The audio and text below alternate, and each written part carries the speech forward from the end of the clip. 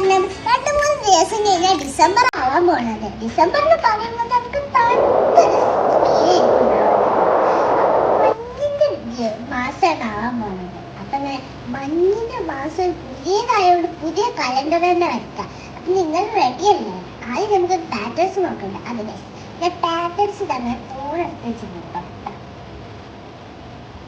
അപ്പൊ നിങ്ങൾ എന്റെ കൂടെ റെഡിയല്ലേ? അപ്പൊ അങ്ങനെ ലെറ്റ്സ് ഗോ.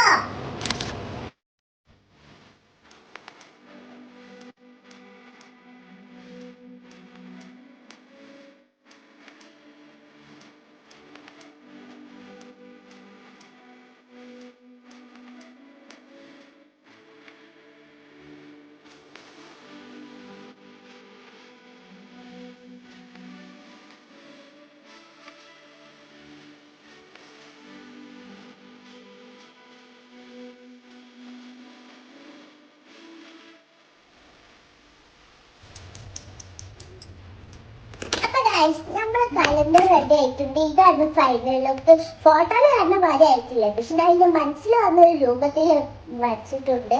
പിന്നെ കലണ്ടറിന്റെ ബാക്കിൽ ഈ കലണ്ടറിന്റെ ബാക്കിൽ നിങ്ങൾ വെക്കേഷനിൽ നിങ്ങൾക്ക് എക്സാം ഉണ്ടല്ലോ, അത് എക്സാമിന്റെ ടൈം ടേബിൾ എഴുതാം. പിന്നെ വെക്കേഷനിൽ ടൂറൊക്കെ പോകണ്ടല്ലോ, അപ്പൊ ടൂറിന്റെ സ്ഥലങ്ങളൊക്കെ ഒപ്പിച്ച് എഴുതാം. പിന്നെ ഞാൻ എഴുതാൻ പോകുന്നത് ഇത് അടുത്ത മാസത്തെ കണ്ടന്റ് ആണ്. പിന്നെ നിങ്ങൾ ട്രൈ ചെയ്തിട്ടില്ല, ട്രൈ ചെയ്താൽ ഇഷ്ടപ്പെട്ടാൽ ലൈക്ക് ചെയ്യുക, കമന്റ് ചെയ്യുക, ഷെയർ ചെയ്യുക. Bye bye.